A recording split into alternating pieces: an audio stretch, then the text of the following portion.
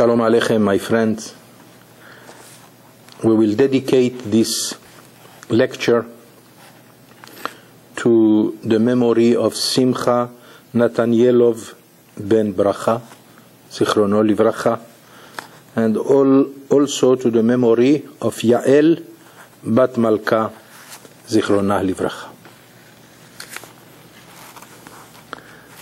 So now that Hanukkah is over, we are back again to the series of lectures that we have started regarding the final confrontation between the Jewish people and the world, of course, movemented by Ishmael, by the nation of Ishmael, which therefore will make this lecture, Ishmael, the part number 4. So we continue with this subject, which ultimately will result in the coming of the Mashiach, the coming of the Redeemer of the Jewish people. Of course, not this lecture. I mean, it means that Ishmael, in fact, is the instrument. The nation of Islam is the instrument for bringing the world to such a commotion that will ultimately and eventually bring the Mashiach. So as we said many times, we are ahead for some hard times. The near future will be replete with events that will make life harder and harder. It does not mean that we should be afraid and we should go into panic. It means that we have to review ourselves, to review our deeds, and see and find out what is the best way to avoid suffering in those days. But in accordance with the prophecies of the Bible, the biblical prophets, as well as the description of the day of the Mashiach by our sages in the Talmud, which we find in profusion in the volume of Sanhedrin and Gittin and the Midrashim, and of course the Zohar itself, the book of the Zohar. We know that those days will be quite hard for the world, including the Jewish people.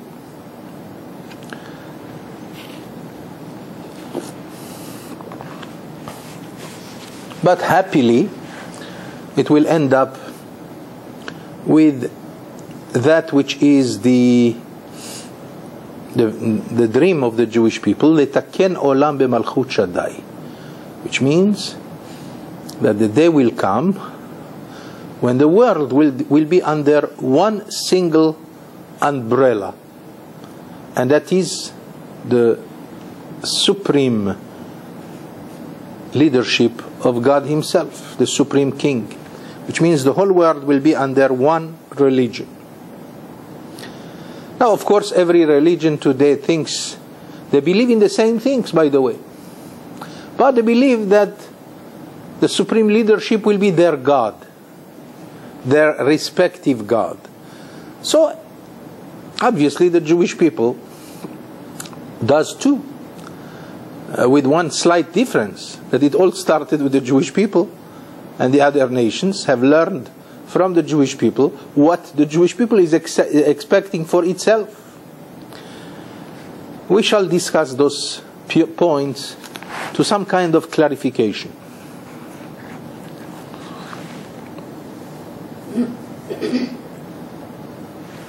But I would like to begin with one word or two about the parasha of this week. Parasha of this week is Vaychi. Vaychi Yaakov. Of course, if I begin with this, it means it has to do with the whole subject. So it says, Vaychi Yaakov be'eretz Mitzrayim 17 shana, Vayhi yemei Yaakov shenechayav 100 shanim, ו37 shana. And Yaakov lived 17 years in the land of Egypt, and all his life summed up to the total of 137 years.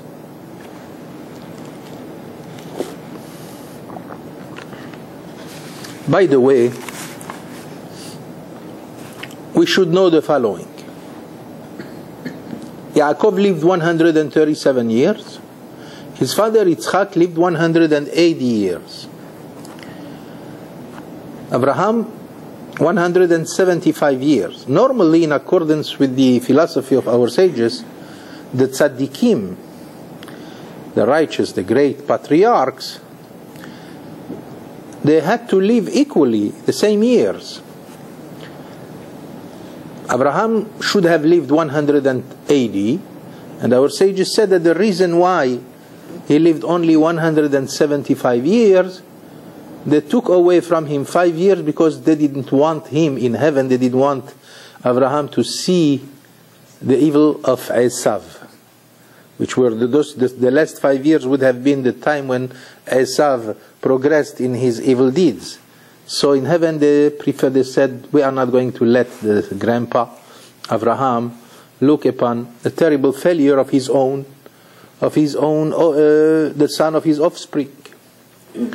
So therefore he lived 175. Yitzchak, who was the perfect man, like our sages refer to him as Ola Temima. He was the patriarch who was the revered Yitzchak, the real father of the Jewish people, as the Torah says to Abraham, Ki beYitzchak yikare lecha zara, that only the seed of Yitzchak is that which is the real child of Abraham, and that came to exclude Ishmael. But Yitzchak lived 180 because he was a man of perfection. Even though he gave birth to Esav, he gave birth to, Abraham gave birth to Ishmael, and Yitzchak gave birth to Esav. But Yaakov should have lived also 180. Instead, he lived only 137. Why? Because they complained. What is the complaint? That he had a difficult life and... No, not necessarily, because he says Me'at ve'ra'im hayu yemechayai. No, what I would say, what Baal Turim, one remarkable ancient commentator on the Torah, he lived approximately 800 years ago, Rabbi Yaakov Baal Turim. He has a commentary called Baal HaTurim, and he always brings his commentary based on mathematical functions. Always he brings numbers. So he says Yaakov made one mistake in his life. Remember when Lavan, his father-in-law, in fact, he was an idol worshipper. When Yaakov decided to leave him after 21 years of labor, and he took with him his two wives, Leah and Rachel, that day Rachel, she stole the idols of her father. Of course, she did not agree with him. She was now the wife of Yaakov. That's a great man. So what did she do? She stole and hid them. Lavan, when he discovered that his idols disappeared, he became enraged. He thought maybe Yaakov or his household stole them. So he went to his camp and he accused him, why did you steal my idols? Yaakov was extremely infuriated. Why do you suspect me?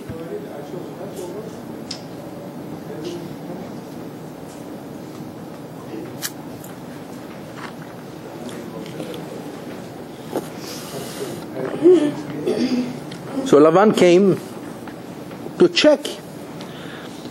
He was accusing Yaakov, and Yaakov was standing, livid, maybe even very much angry at him, but he had to let him go and search for his idols. He went into every tent the tent of Leah, the tent of the concubines and the tent of every one of his household members, including Leah's tent. At that time, Leah was sitting on them, on those idols, on purpose. Usually she would get up for her father as a sign of respect, but she said to him, "Father, I'm sorry I cannot get up because right now I am in my time, for women, that she cannot get up." But she did it because she was hiding the idols. So Lavan could not find them. At that time, when he came out from the tent and realizing that he did not find his idols, that's when Yaakov got angry at him. He says, "What have you found in us? What have I done to you that you suspect me that I steal from you your things?" But before that, when Lavan came suspecting Yaakov for taking his idols, so Yaakov swore, because he didn't know that Rachel stole them. So he said to him, "I promise you that anyone who has taken those idols from you will not live." That was a curse, and he didn't know that his daughter is going to be the victim of that curse. The curse of Yaakov is not any curse. It is going to catch. Especially that our sages said in the Talmud, "Kilelat chacham afilu bechinam ba'a." That a curse, even in vain, if it was given by a great man like Yaakov, a wise man, it's going to catch. And indeed, it fell on Rachel later on. She died prematurely on her way, on the way of Bethlehem. And that's where she was buried. Why did she die in such a way? Because of the curse of her father, who cursed anybody by whom he might find those idols. Not knowing, of course, that Rachel is the one who stole them.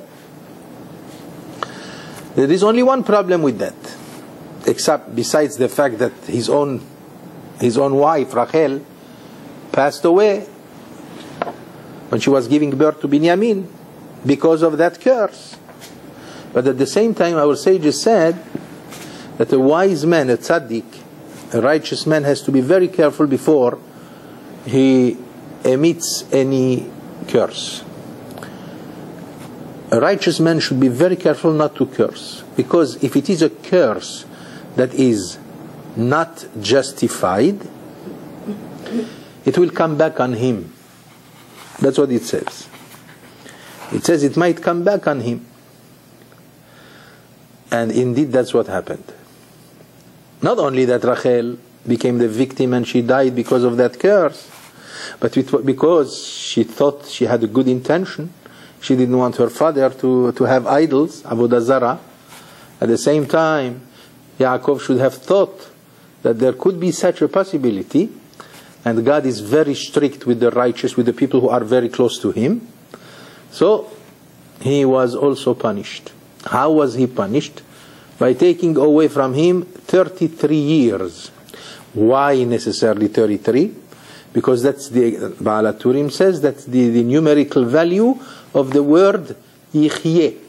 Because those were the words that Yaakov said to Lavan, swearing that if those idols would be found by someone of my household, he will not live.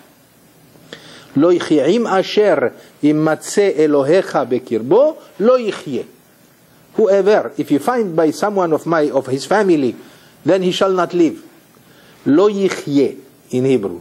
If you take yichyeh, which means we live, and you see the exact calculation, the numerical value of yichyeh, you will find 33. Let's see. Yichyeh. Yud is 10.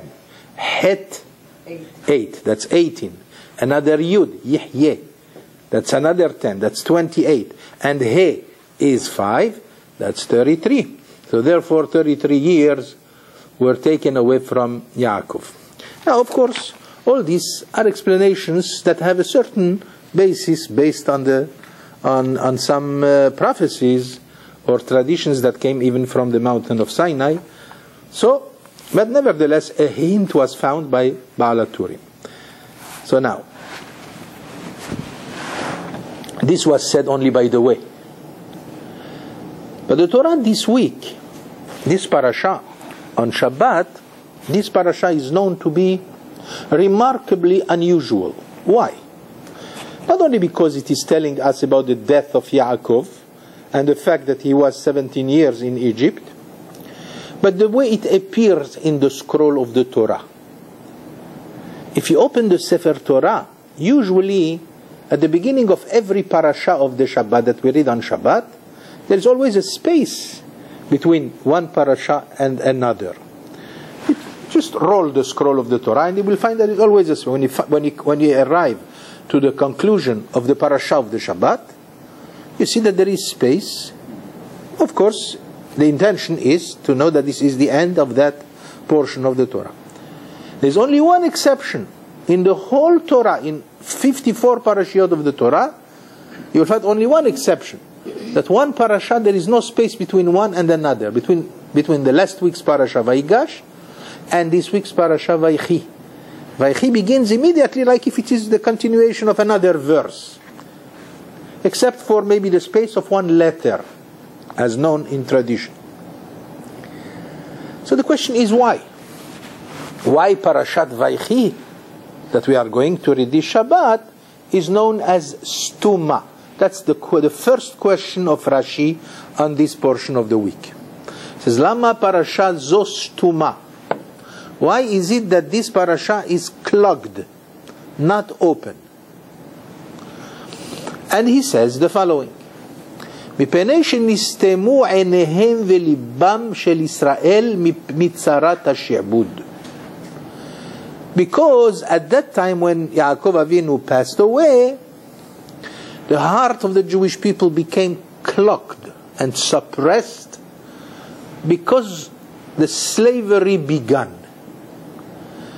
So the Torah wanted to hint to this, that at that time the heart of the Jewish people was stressed and clogged because the slavery began. That's what Rashi says, brought from the sages. There is one problem with this explanation. If you go further to next week, not this coming Shabbat, but the Shabbat after, Parashat Shemot, you will find in chapter 6, verse 16, another Rashi, where it says, I am quoting, שלא התחיל השעבוד אלא אחרי מות לוי, שמת האחרון בבני יעקב. שכל זמן שהיה אחד מן השבטים קיים, לא התחיל השעבוד. Watch. Next week we are going to read in Rashi a total contradiction to what we just said before. What did we say before? Why is it that this parasha of this week is closed? It's because the heart of the Jewish people became closed and clogged due to the fact that the slavery began. But next week we are going to read that the slavery did not start until Levi, one of the children of Yaakov, one of the 12 tribes, until he died. Because Levi was the last of all the tribes to die. And why is that? Because as long as there was still one tribe left, one of the children of Yaakov left, the slavery did not start. Because then the Jews enjoyed a tremendous time in Egypt. They were considered supermen. They were considered very, very welcomed. Because Paro, remember, he gave the royaume in the hands of Joseph. The brothers of Yosef enjoyed a tremendous time of tremendous respect and honor. They were rich, honored, and everything. No wonder even Yaakov stayed 17 years until his death, because they were very comfortable. It was like America then for the Jewish people. And all of them, wherever the tribes and their children would go in the streets, the people would stand and honor them, because they are the brothers of Joseph. So therefore, it is only logical to understand and believe that the slavery did not begin until the last of the tribes passed away. The last of the children passed away. So this contradicts what we said before. You just told me that when Yaakov passed away, this parasha has been clogged. Why? because the slavery began and the heart of the Jewish people became stressed. That's why they wanted to give us a hint by closing this parasha. And yet we find out that the slavery did not begin yet. It started perhaps another 100 years after Yosef. Besides, you think that the king who gave away the land of Egypt in the hand of Yosef would enslave the nation of Yaakov? He himself admired Yaakov so much that he regarded him as a god. You know that when Yaakov Avinu passed away, Paro didn't want to release his demise. It's only because of a stratagem that Yosef used by telling him, to Pharaoh, I swore to my father that I have to take his body to the land of Canaan, to the land of Israel. And even in those times, they respected very much an oath. Somebody swears, oh, it becomes a matter of honor, you have to keep it. So when Yosef said to Pharaoh, I'm sorry, because Yaakov didn't want the body of Yaakov to be buried elsewhere. He says, we want him to be buried here. And our sages said that if Yaakov would have remained, if his body would have been buried in Egypt, it would have become a mosque. It would have become a sanctuary for Avodah Zarah. They would have worshipped him because they regarded him as a man of miracles. And our sages said that as long as Yaakov Avinu was in Egypt, the land of Egypt prospered to such dimensions that they never dreamt about. As long as Yaakov was alive, the bracha that he brought. As we discussed in the past, and as we will probably mention soon, that Israel, who is of course represented by Yaakov Avinu, who has the name Israel also, is the blessing of the nations. The Jewish people is really the blessing of the nations. Only unfortunately, even though the nations know that, they prefer to ignore it for things that we will discuss.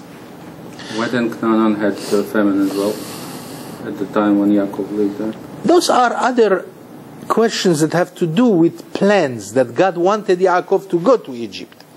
Why do you think he wanted them to go to Egypt? Because that's how the structure of the Jewish people is going to emerge. Because God was interested first to enslave the nation of Israel. Here is the plan. God saw that only the children of Abraham would be worthy of receiving the Torah. When he looked at them, he found them to be better than all the nations, but only to a certain level. In order to receive the Torah, they had to become even better. What is going to make them become better? He says, slavery is going to subdue them to that rank of humility and acceptance and tolerance to make them fit to stand at the mountain of Sinai and receive the Torah. Otherwise, they would have never agreed to receive the Torah. But I'm just telling you this in a jiffy, in a very superficial manner. But this requires a whole lecture by itself. Just wanted you to know, with one single point, why is it that there was such a slave? Of course, our sages say that because of the sin of the brothers of Yosef, but all this has nothing to do really with the reality. The reality is that all this was a plan of God. Like it says in the Bible,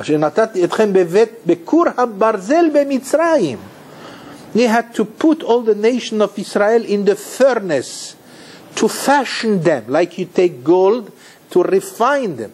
It was a refinery, the house of slavery. I know it's not easy for us to absorb this thought. How can you enslave a whole nation just so to make it become better? But that's the whole truth. However, God never does something for just one philosophical reason. You have to know that in Him there is a book in which the mysteries of every human being, from the time he is born till the time he dies, He has His own plan. And don't be surprised if I tell you that even among us there are many who have the soul of those who were in Egypt. Maybe me, maybe you, maybe him, maybe who knows. But the point that I am trying here to say is that there is a contradiction here. We said that the portion of Vaychi of this week, it is almost totally closed because the slavery began. Whereas we find in another place in Rashi also, that the slavery did not begin really then when Yaakov passed away. On the contrary, there was still a tremendous honor as long as there was still one of the brothers alive.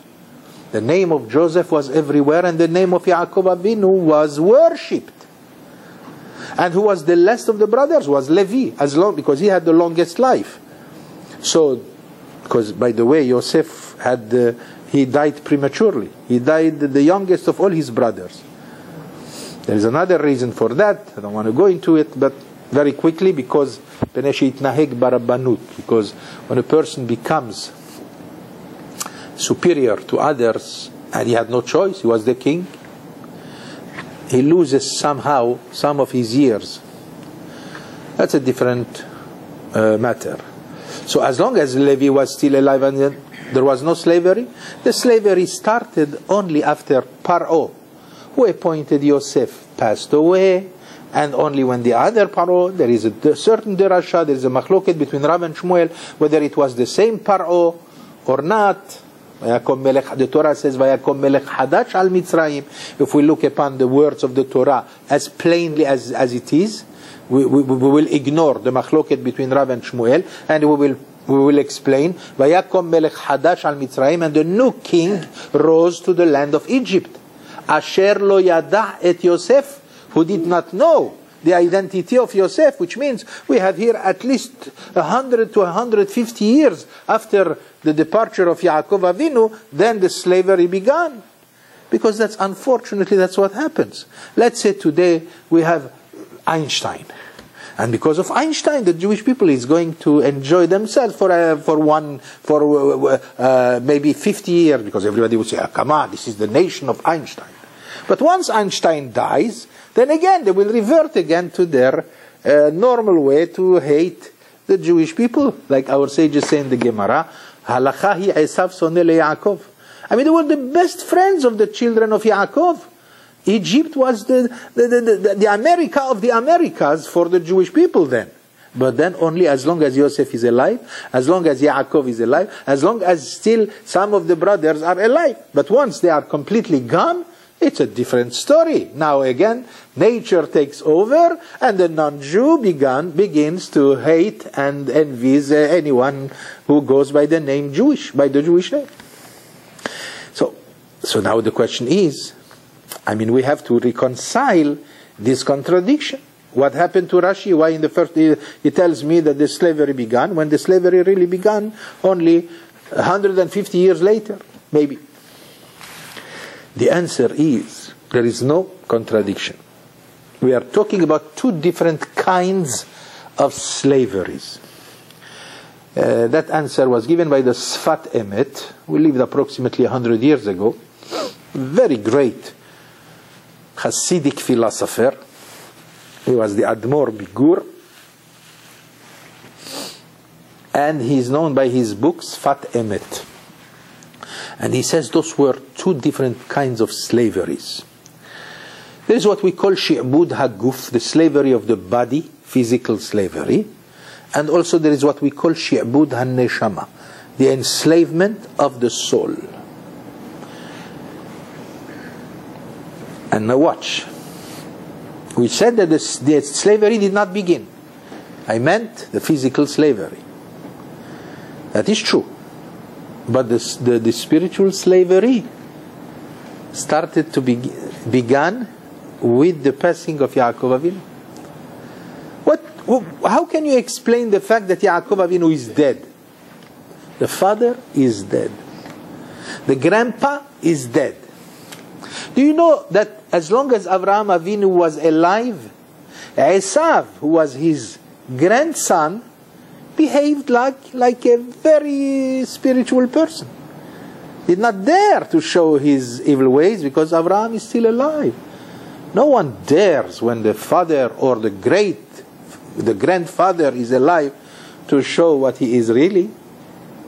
I mean, in normal circumstances, that's how it goes.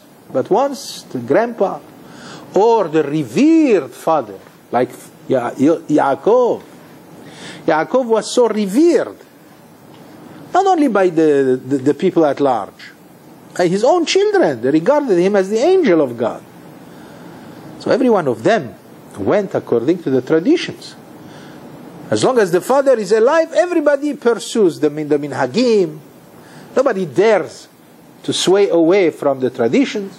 I agree or not? Maybe today, this generation maybe is the only exception. But normally, when the father is still alive, the children follow.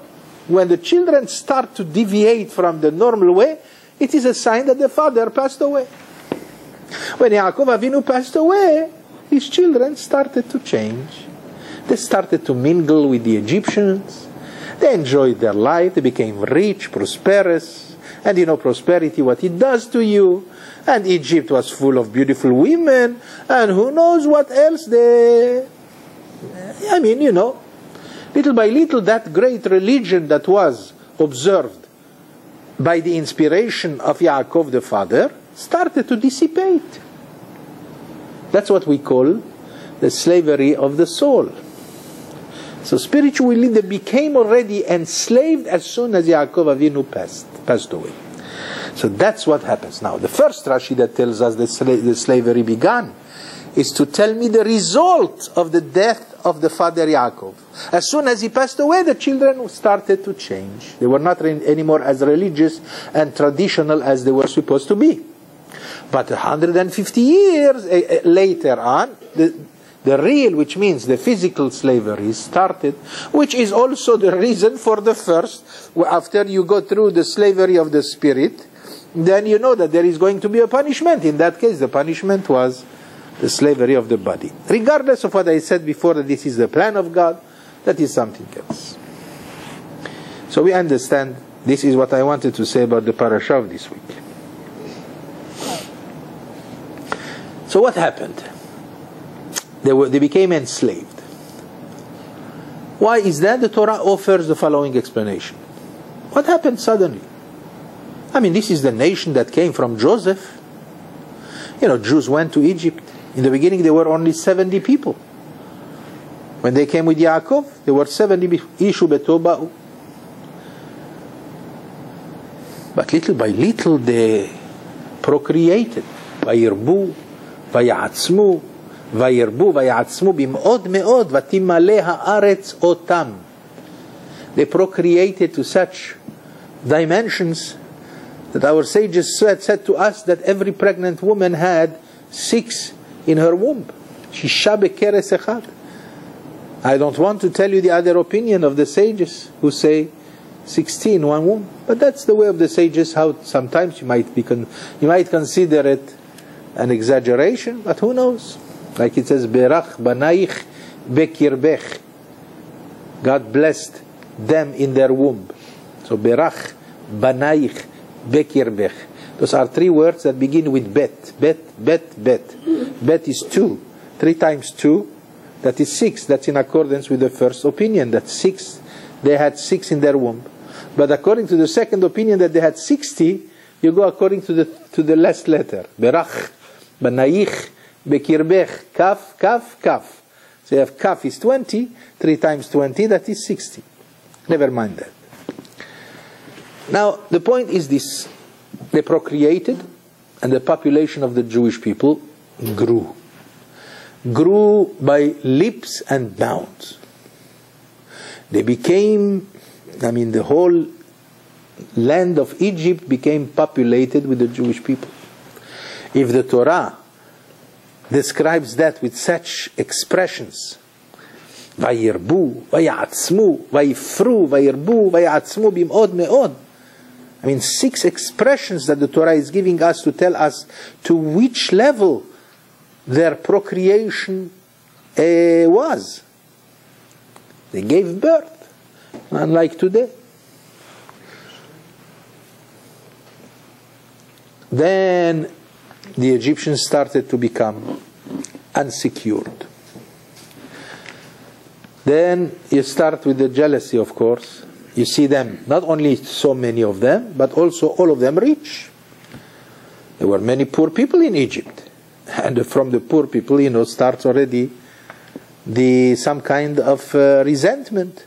From resentment, you start already discussions that have to do with jealousy, that have to do with anti-Semitism and everything. And little by little it came finally to the house of the royal house. And Paro himself, he himself didn't know much about Yosef. And if he did know, he ignored it. But his counselors, they said to him, what are we going to do? This is a nation within a nation. This nation that came from the Jewish people is among us. They have procreated so much that soon they are going to become the masters of the land. What are we going to do?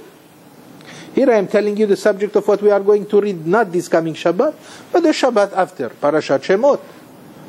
So, Paro says, Hava nitchakemalo. Let us find a subterfuge, something smart to subdue them. Before they will resort to controlling us. פן ירבה, והיה, כי תקרנה מלחמה, ונוסף גם הוא על שונאינו. If a war will occur, then this nation is going to join them, and that's how they will neutralize and eliminate us. So therefore we have to go, and that's how they decided that they should kill every male Jewish child, they should throw it in the river, and so forth. That's how. Anyway, what we see now is the beginning again of the traditional hatred against the Jewish people. Now let's jump.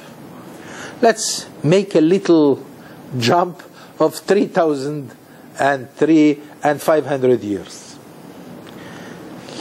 At least 3,600 years since the time of the slavery in Egypt. Today, nothing has changed. There were always times in which the Jewish people were very comfortable, and then the situation will change, and then again we go to another time, Jews were fine. The Jews in Spain, for example, before 1492, since the year 700, after the Common Era, since the time of the Geonim, since the time of Hasdai ibn Shaprut, who was a governor and the treasurer of the land of Spain, Jews had at least 800 years of plenty and prosperity in Spain, until the year 1492, when suddenly everything changed.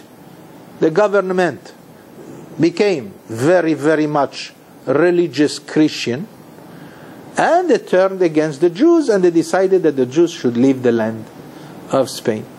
So you see that here is one example when Jews were living great prosperity, and from in the midst of their prosperity they were taken away from it, and they were eliminated in such a way, beginning with the Inquisition, killing so many Jews and burning them alive because of their religion, proposing them to abandon Judaism and to go to Christianity, otherwise they would die. And Jews, of course, as usual, they prefer to die rather than to live their religion. Even the non-religious, believe me. That's what the Ya'bed says. One of the Hasidim that used to be alive at that time in 1492 is the great Ya'bed, was a Sephardic thinker of ours, one great commentator on Pirkei Avot. He said, it's unbelievable, but even Jews who didn't know how to read, when they were given the choice, either you become a Christian or we throw you in the furnace, he went willingly and proudly to the fire rather than saying yes to Christianity. And they behaved in a surprising way, even better than the very religious, he said. Because even in the time, in 1492, don't expect that all the Jews were religious. There were Chachamim, there were Tzaddikim, but not all of them. There were many. One of them, he cites one of the examples, a great tenor, a big singer, opera singer. He was a Jew, but he himself, perhaps he didn't even remember that he was Jewish. He appeared before every king in the world, and his singing was known all over the world. When the Inquisition caught up with him, they gave him the choice, Mister, either you become Christian or you die. This guy who never put tefillin on his hand and didn't even know what is the meaning of being Jewish said, what? No, sir. And he went willingly to the furnace, and he died. And he went to Olam Haba, he went to Gan Eden, even though he did not keep any mitzvah.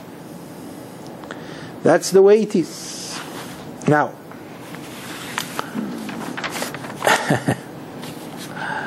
we have to understand, I mean, we have discussed this question many times. Why is it that they hate us? We discussed this question many times. We offered several explanations, and I'm not going to repeat them. I find, I mean, the easiest explanation is that God wants this hatred. God wants them to hate us. And it's logical, by the way, if He wants us to be Jewish. If they did not hate us, doctor, you think we would still be here as Jews? We would have disappeared long time ago. Long time ago, if we were loved. Because Jews are like everyone. They are not super beings. They fail themselves once you catch them with love and respect and everything. You know, I'll tell you something so dramatic and so painful, I have to say it. We lost 6 million Jews to Hitler, Yimach Shemo v'Zichro. And we deplore that forever and ever. But do you know that since World War II, after the World War, we lost more than 10 million Jews. To what? Not to Hitler, to assimilation, And why assimilation? Jews who marry non-Jews. And why would a Jew marry non-Jews? You think at the time when there is hatred, in the time of Hitler, you think there was any intermarriage? There was before. But during the war, you think there was any intermarriage? Anybody who would be caught even talking to a Jew would be killed. Let alone marrying a Jew. Everyone hated the Jew because they couldn't even think about being with a Jew. So you understand that when you intermarry, it's only because there is good relations. So you see, we lost 6 million Jews with Hitler at the time of hatred and destruction. And we lost 10 million Jews at least to assimilation. And 8 million of them disappeared from America. According to Rav Kaplan and Rabbi Avigdor Miller, approximately 10 million Jews we lost, not physically, but spiritually, to assimilation. And of course, if I ask you which one is better, obligation would say that, of course, it's better to lose them to spiritually than to lose them physically, because that's what we feel. But the truth, that's not the truth. The truth is that those 6 million Jews who died because they were Jewish, they will all go to Gan Eden. We never lost them. But the Jews whom we lost to assimilation, we lost them. It means there and here, everywhere, in heaven and here. Because they assimilated, they became non-Jews. So which can anybody have the guts to say which is the worst? A philosopher would say the worst is what we lost after the war. But simple human beings like us would say, of course, we don't want to lose Jews to death. But the truth is, in reality, we lost 10 million Jews to plain assimilation. So you see why God wanted them to hate us? So you don't think it is logical that we should be hated? Not that we like to be hated. We hate to be hated. We like to be beloved. Jews love to be liked because we have suffered from hatred. But the truth is that this hatred has preserved us. The Torah says that. The Torah says in Parashat Balak, Am levadad ishkon ubagoyim lo yitchashav. God already proclaimed us to be one nation, to be always by itself. And it will not be considered or calculated or numbered among nations. Torah says that. And you know who says that? A non-Jew, Bilam. Tell me that the non-Jews don't know the truth. They know. So God didn't want us to be with them, because once we are with them, we disappear. Boris, you don't think it's logical? It's very cruel. Nobody is going to dare say yes. But the truth is that what preserved us was this hatred. If God was interested in keeping us alive in the world as Jews, as the reminders of God in the eyes of all the world, which is exactly the definition of a Jew. You know that the definition of the Jew is the reminder of everyone in the world of God. When non-Jews look at the Jew, immediately they remember God. Even Hitler. That's why he wanted to kill the Jews. What he meant, he wanted to kill God. Philosophers have discussed this issue, and they know that that's exactly what Hitler went after. He didn't want God, so he went after the Jewish people. And the same thing continues even today. And in all the generation, Bechol dor vador ba'im alenu lechalotenu. There was not one single generation in which we were not persecuted, or at least in some of the countries in which Jews were very much in danger of total annihilation. Only ve'akadosh baruch hu matzilenu mi'adam. Remember the song of Pesach? Bechol dor kam alen lechalotenu ve'akadosh baruch hu matzilenu mi'adam ve'akadosh baruch hu matzilenu mi'adam. And Hashem saves us from them. So we live only by miracle. If we are here today, well, it's a miracle. Jews are very comfortable in America, but keep in mind, it's temporary. Because that's exactly what was in every generation. So, have the valise ready. Am I scaring you? Nah. No, you don't scare Jews quickly. But the truth is that Jews have to be ready for every occurrence. Because Jews have experience. And our experience is quite vivid. And quite convincing that there were many times Jews were very comfortable and suddenly the wheel turned against them. So now the question is, why do they hate us? First answer, because God wants it this way. God set this nation to be a reminder of Him. Do you know that if there were no Jews, people would have forgotten about the entity of God? You don't believe me, huh? You think Christianity is going to remind them of God, Islam? All these are just scenario, a replacement. The truth is that the reason why, I'll tell you the second reason why they hate us. Of course, some people will tell you, perhaps me also, because we don't eat what they eat. And nobody likes you if you don't eat what he eats. Right? We don't eat the way they eat. We don't eat kosher. So they say that's why that's not true. That's not why they hate us. That they can contend with. That's not a big issue. The real reason, besides the one that I said before, that God wants it this way, because it preserves us. This hatred is magic. That was the greatest preservation for the Jew. The hatred of the Goy preserved us. That's how we are still alive. If there was no hatred, we wouldn't be here today. But there is a second reason, a more scientific one, or rather philosophical. Do you know, I don't know if he will agree with me or not, but what the heck, I'll tell you.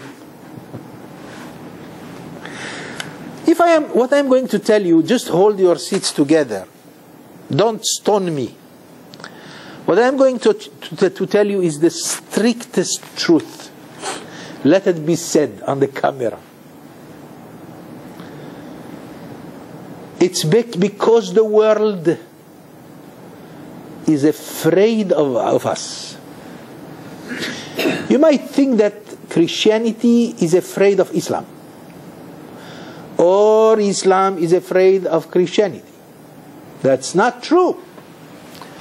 Christians are not afraid of Islam. Why? Because they know that Islam is a stupidity of the first order. There is no danger to Christianity from Islam.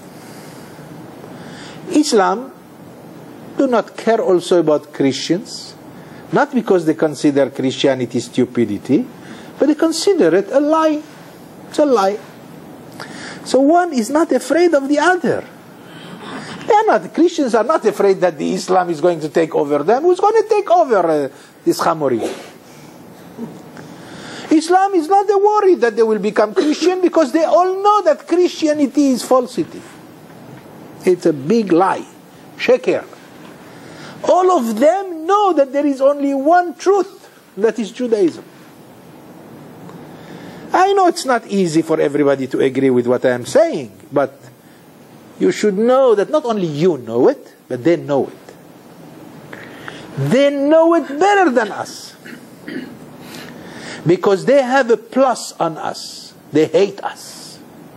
And their hatred has absolutely no logic. Why do you hate us? What have we done to you? They keep on telling you all kinds of reasons and nothing. And the reason they give you many reasons, because there is not even one reason. You cannot hate the Jew. The Jew didn't do anything. All he did was to, as I said many times, to raise the real estate of the neighborhood. So the reason they hate us is because they are afraid. Maybe we are right. And not only maybe, they know we are right. But they keep hoping that since the Jewish people is small, we can eradicate it. If we eliminate the Jewish people, we finished with this specter, with this fear that we have. You know, most non-Jews have this fear, only not here, in their subconscious. In their subconscious, they are afraid that one day they will find out that their religion is false. And why is that? Because there is still one religion that is definitely the truth, that there is nothing that goes against it. It's all natural, because if the Bible, the Christians, they believe in the Bible. If you believe in the Bible, then you are lying to yourself. It's very simple. Islam, they believe in the Bible, only they converted the Bible a little to a crap like, Quran. Yeah. But it's, in fact, it's everything comes from the Bible. So they know the nature is there, the origin is there, the truth is there, the tradition is there, everything is there. The logic is there. There is nothing that is in Judaism that says falsity. Nothing. There's only one thing. Jews, they regard Judaism, non-religious Jews, they regard Judaism not as falsity, as an annoyance. It bothers them. Because it bothers them, because it does not let them do whatever they wish, their desires want. Which shall come to this, by the way. But in the meantime, did you understand the point? Let's say you don't agree with me, that's fine.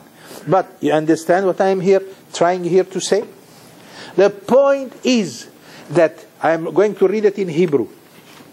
לנצרות אין פחד מן האסלאם. Christians do not fear Islam. כי האסלאם בשבילם הוא טיפשות. Because Islam for them is plain craziness. לאסלאם אין פחד מן הנצרות. For Islam, they don't care, they don't worry about Christianity. Why? כי בשבילם הנצרות היא שקר. They all know that Christianity is falsity. אך כולם מפחדים מהיהדות. All of them, in their subconscious, they fear Judaism. Why? מפני שיודעים שזו האמת. Because they know this is the truth. So what happened? If you know this is the truth, what happened? רק רצו להאמין שלא כך הוא.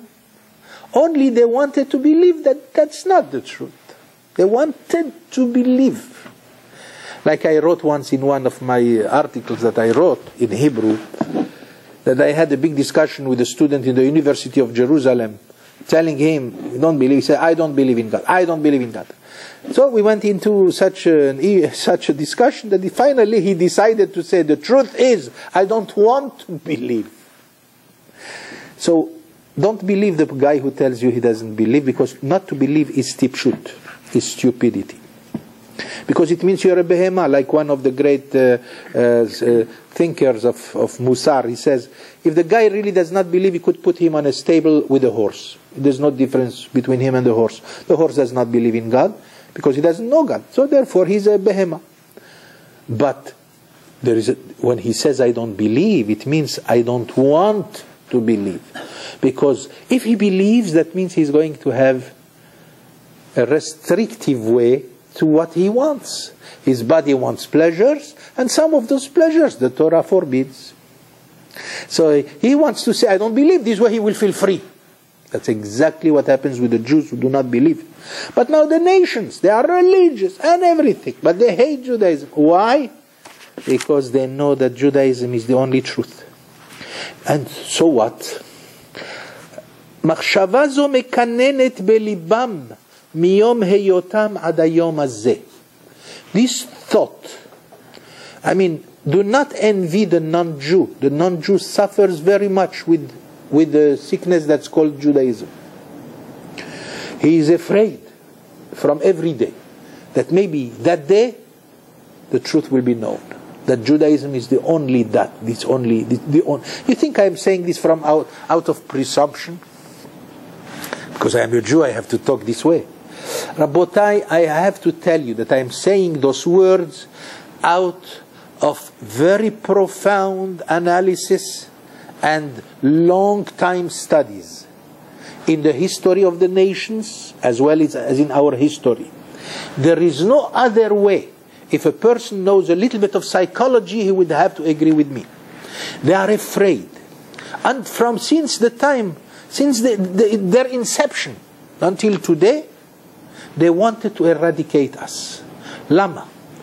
רצו להשמידנו כדי להשמיד הרעיון היהודי. Not that they had anything against our body. They wanted to eliminate an idea, the Jewish idea. הם יודעים, because they know, שביום מן הימים, they all know, that in one of these days, במהירות עצומה, in an extremely speedy way, almost in a jiffy, overnight, כשהאמת תתברר יותר, when the truth will become clearer, and it's coming these days to become clearer, הנצרות והאסלאם יפלו כמו ארמון קלפים. Then Christianity and Islam and all the other religions will fall like a palace made of cards. Just by going like this, it all falls. That's exactly what's going to happen overnight. Today, you speak about the church, the riches of the church, they can say anything they want. They can have anything they want. When the end will come, it will come overnight, quickly. And you know, all the nations know that, and they are afraid of that day. So they were living all the time with the hope that maybe if we finish with the Jewish people, their nightmare will end. Because they have a nightmare. Not here, in their subconscious. Which means, for those who go in profundity into this science, they will know, for sure. But those who are naturally born in far places, they're born into churches and everything, they don't know much about Judaism. They will know it only by instinct, that Judaism is the only one. And you know, I can give you a million proofs, but I can give you just one. I went to visit, I just came back from Israel. I went to visit my uncle. I have an uncle, a very old uncle. He's already 95 years. His name is Pinchas ben Chaim, brother of my father. Very old. His wife very sick. She is in a bed, all paralyzed. We were very sorry to see that spectacle. But you know, They had, you know, in Israel, Israel is invaded by something formidable lately. Did you hear about the Philippines? You know, women from our Philippine, they come from Philippines to work in Israel. They take care of all Jews. They are very good, by the way. In most places, all of them are happy with them. And the Philippines themselves, they leave their own families and their own to come and make some money to send money to their children. Unbelievable. And they stay years until the government tells them to get out. And they are so afraid of that day when they receive the order to go and leave Israel. They keep doing all kinds of tricks. They hide. They even, even my mother-in-law had one who succeeded to hide more than 3 months in the house illegally after serving more than 4 years as her helper. The same story everywhere. But let me tell you this one, what happened. I went to Bat Yam to see my uncle. Both of them, they were mamash waiting for the day of death. Lamentable, terrible. But Baruch Hashem, surrounded by a large family, children and everything. But on the top of all of them, there is a young woman, beautiful woman, Behemet. For the first time I saw a beautiful Philippine woman. Young and vibrant, taking care of both sick people. With such a way, no Jew can do that. Jews were not born to serve. Impossible. They pay them well and everything. But she was doing such a job. And then I came. I have a beard, they don't have beard. And they know me. They know their children, they know me everywhere. Oh, Albert. My name is Albert, doctor, don't be offended. So Albert is nice, it's great, it's everything. Baruch Hashem. Apparently they were talking about me many times, and she heard that they have an uncle from America or a cousin from America. I don't know. I used to always go to my uncle. If I tell you what happened, number one, she did not move her eyes from me all the duration of my visit. And I know that look. It's not that she fell in love. Something else. No. It's just something else. She was fascinated to look at something that her subconscious told her for 1,000,000 years by instinct, not by studies. They just know this is the nation of God. And she saw me like a representative of the nation of God. Please forgive me that I sound very much presumptuous, but believe me, I mean it with all sincerity. All I mean is to convey a message. And she was looking at me for hours, and every time she would do. And then when finally we got out and wanted to take the taxi to go back home, she came all the way with the taxi, and then she said, "Monsieur," she said, "I'm so happy. I'm so happy to know you and everything." Now you could always explain, because I come from America. Anybody who comes from America is usually respected, and so the look was different. Something else. For the first time, Bat Yam, not many religious Jews, unfortunately. Bat Yam today is changing, by the way. It is also many religious Jews are taking over there. But primarily it is known as the mafia place. The mafia of Israel is there. But there are not many religious Jews. For the first time she saw a Jew who spoke to her soul. She looked at me like, this is the nation of Israel. All of them have the same thing. When I go to my mother-in-law, the same thing. The same. Then when I tell you the non-Jews know the truth, if they don't know it here, they know it here. It's amazing how much they know, and it's amazing how much admiration they have for us. Their admiration is equal to their hatred. Their hatred, if they are not, when they are, even Arabs, even the most farouche Arabs, even the most sticky Arabs, when they come to work for a Jew in his house to fix something, you should see how they speak. They speak with love and respect and everything. And believe me, those things can be distinguished. You could see in his eyes that at that time he loves the Jew. As soon as he goes out, be careful. You know, even when you go to the Arab's tent, he will receive you with full honors. Just be careful when you leave. Don't give him your back. But that's not the point. The point is, the truth is, that all of them had such admiration for the Jew, especially when they see a Jew who talks to them, who talks to the way they know how a Jew should be. You know, it is something that I cannot really tell you fully, but how I felt it, it's just impossible for me to avoid telling you. I had to tell you this. That's what I say. That all of them, they know that the Nasr, the Islam, all the religion will fall in one night. And then the only one that will emerge will be Judaism. They are so afraid of that this fear translates into terrible hatred. When they forget about their hatred, when they come to serve a Jew, there is no better than them. They love you like no end. And you know, let me tell you something. I will conclude with the following. I had a full, but this will wait. So what? It will wait for next week, Be'ezrat Hashem. But let me conclude with the following thought. We all read in the parasha last week before, the story of Yosef.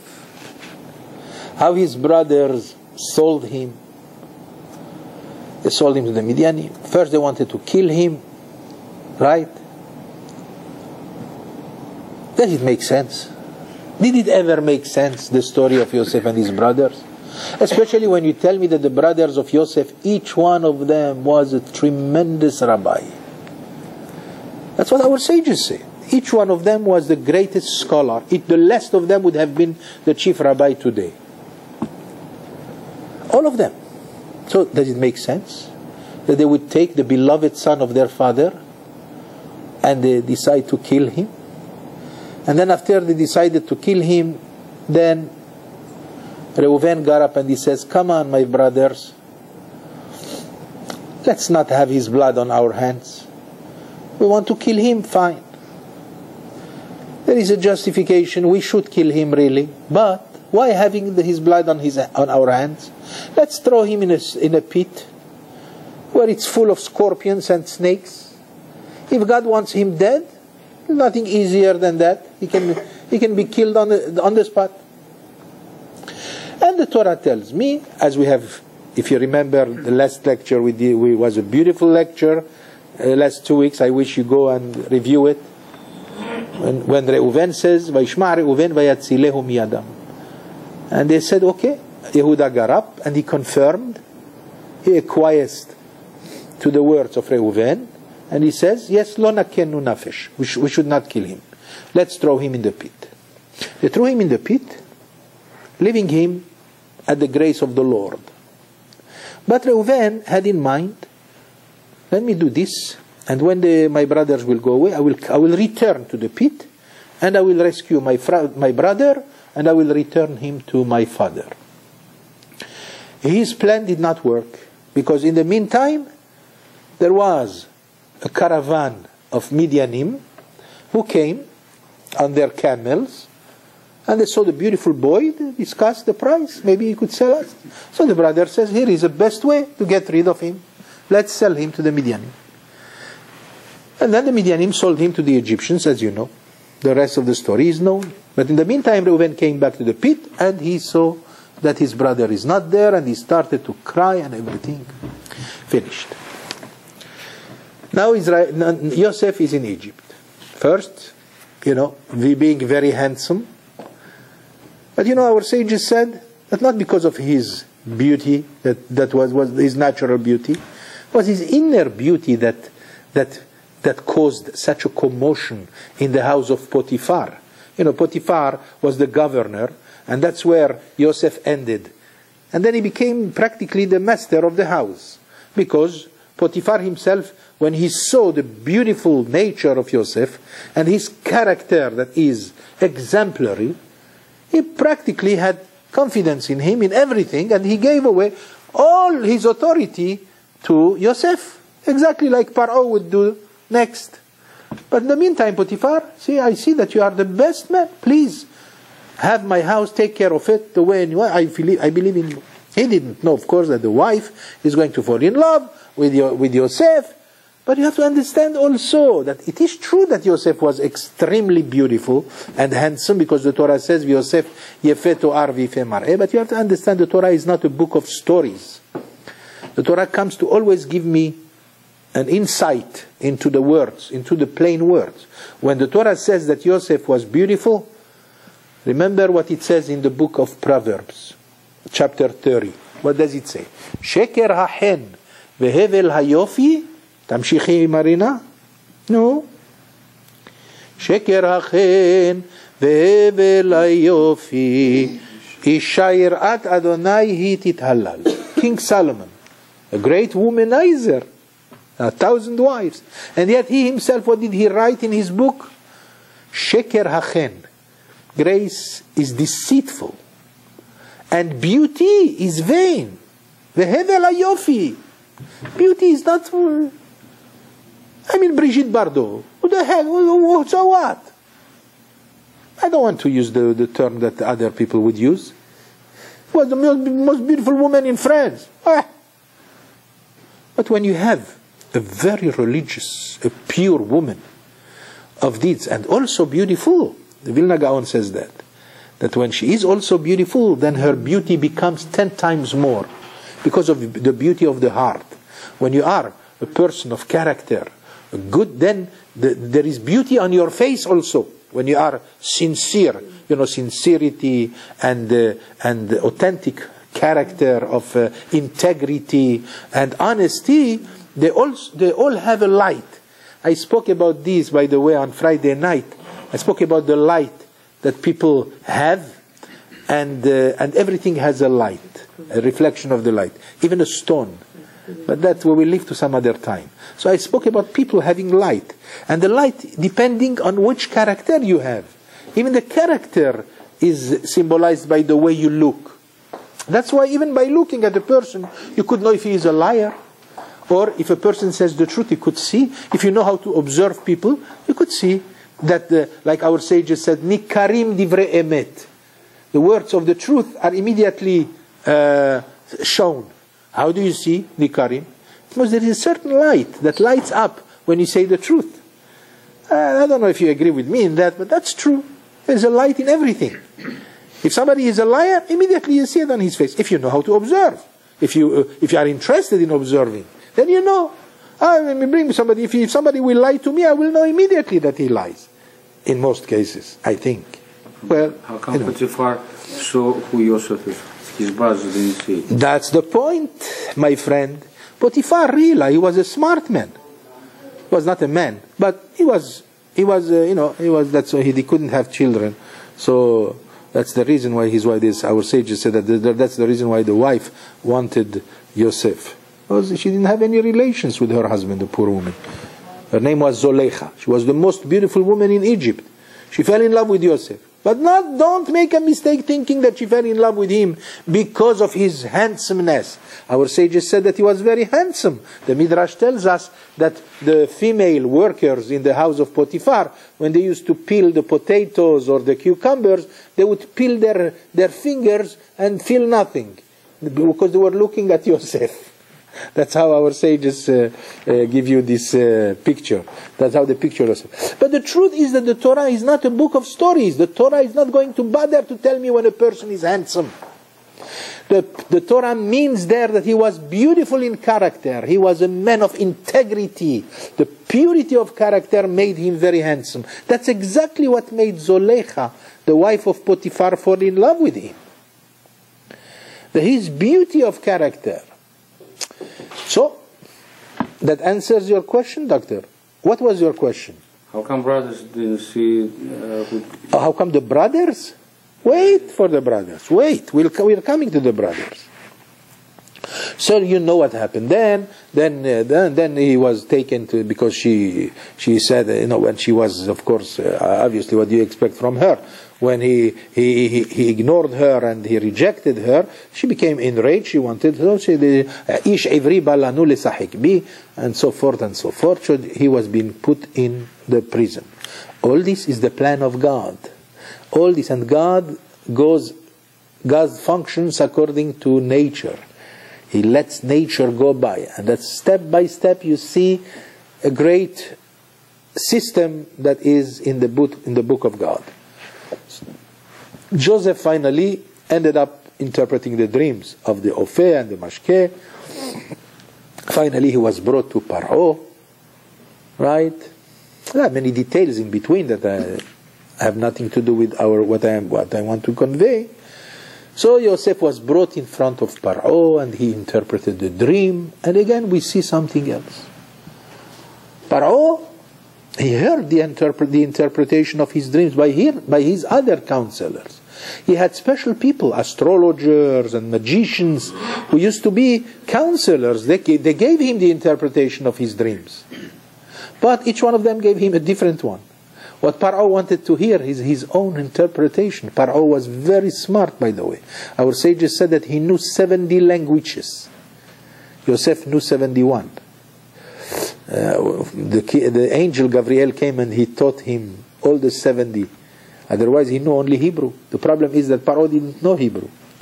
That was again instrumental in bringing Yosef to be higher than Paro, when he didn't want anybody to know that he knows more than him languages. But that's another story. Now, Yosef is brought in front of Paro. What does the Torah tell me? Paro stood in admiration, in awe. And then when Yosef gave him the advice, you should take someone who is wise to take care of Egypt for the coming days, the days of plenty and the days of famine. You should have somebody who is wise. So Paro says, wise? Who am I going wiser than you? It's impossible. Ish asher ruach Elohim bo. This man has the Spirit of God in him. What did he see in him? Because of one single interpretation, that's it? Yes. Because Paro was very smart and he knew how to observe. At that time, the interest took over anti-Semitism. Anti-Semitism existed then, even before the Torah was given. How do we know that? The Torah says that when Sarah Mashkim, the cup bearer of Paro, when he came to him, 2 years he didn't say anything, le salopard, as we say in French. This miserable guy, he could have said to Pharaoh to liberate Yosef. No. And finally, when he found himself obligated to say, because here is a point of interest in which he can be aggrandized, he has to say, there is somebody in prison. He didn't say someone. He says, Ish Ivri. There is a man, a Hebrew guy. So Rashi says on the spot, why did he use the word Hebrew? Because even though they need him now for the interpretation, he wanted to belittle him just in case Paro will have an idea to aggrandize him. So he would tell him, remember, he's a Hebrew. A Hebrew is not to become a monarch. So he inserted this in the mind. So you see that anti-Semitism existed already. But Paro at that time, he was taken by the admiration that he felt and the interest in finding someone who can take care really. You know, even today, non-Jews, they don't believe in their own compatriots. They believe only they take a Jew. Obama took a Jew. Only he took the wrong Jew, that's all. Unfortunately. Ram Emanuel. They were in Bethel. Couldn't he take a nice rabbi, a nice Ram Emanuel? Ram Emanuel. Another leftist. No, anyway, not only Ram, he took several Jews. Why? I think Obama is very smart. Not so smart though, not for America. I think we should stop because it's late. So let me just conclude. There was anti-Semitism, no question about it. But at that time it was a moment of interest. So he said he looked at him, that was the time of verity, of the truth. In the time of the truth, even the worst non-Jew becomes a great admirer of the Jew. He looked upon Yosef, you should become. And since then, Yosef became the highest in position in Egypt. He was the viceroy. But our sages said he was the real authority. No one would do anything without Yosef. You know? He gave with the seal of his, even Paro himself, he says, I'm not going to bother you. I'm going to go now to my dad. Nobody will feel, he did not exist, Paro. It was Yosef. Yosef was the king in everything. He was the power. He was the world was subdued by him. The Egyptians came. They were afraid of Yosef. Imagine they all went, they did Brit Milah. Not all maybe, but many of them did Brit Milah. Just because Yosef is Yosef, Yosef, Yosef, Yosef. All you heard that time was Yosef, Yosef, Yosef. When Yaakov came, the father of our beloved Yosef, father, again the moment of admiration, the moment of the truth. Here is a revered father. Who can give birth to a son like this if not an extraordinary father? And indeed, when Paro stood in presence of Yaakov, he saw the exemplification of spirituality. He saw in a human being an angel. And that's why Yaakov was almost going to become worshipped. And that's why he refused. He wanted Yaakov to be buried in Egypt. But Yosef knew that, and that's why he has to use the stratagem of using the tradition of Egypt to keep an oath. And therefore he says, I made an oath, my father, he made me swear that he should take him. And therefore they took Yaakov to the land of Canaan. So you might just say, what happened to the brothers? They all went to Canaan. I mean, they accompanied their father. What happened? They should have stayed in it. No, they went back to America. Egypt, that's where they were very comfortable and very prosperous. And they came back for another 100 years at least. Life was very good to them until they all passed away. When they passed away, the Jewish population is there now already. It's well placed, well positioned. Nobody is thinking about going to the land of Canaan. Why would we go to the land of Canaan? There's no need. We are here in Egypt, comfortable, having our own authorities. We have our own synagogues, our own things. There's no reason to go. And then anti-Semitism began. And then even justified by the idea that started to go in every mind that the Jews are here. They are plotting to become the masters of the land. Let's do something against it. And then again, this is the plan of God, saying that this is what's going to take over. Jews are going to be pushed around. Little by little they would become slaves, and then they would spend 210 years in slavery, originating in the kind of Jew that God was very interested to find him fit for the receival of the Torah. So remember just one thing.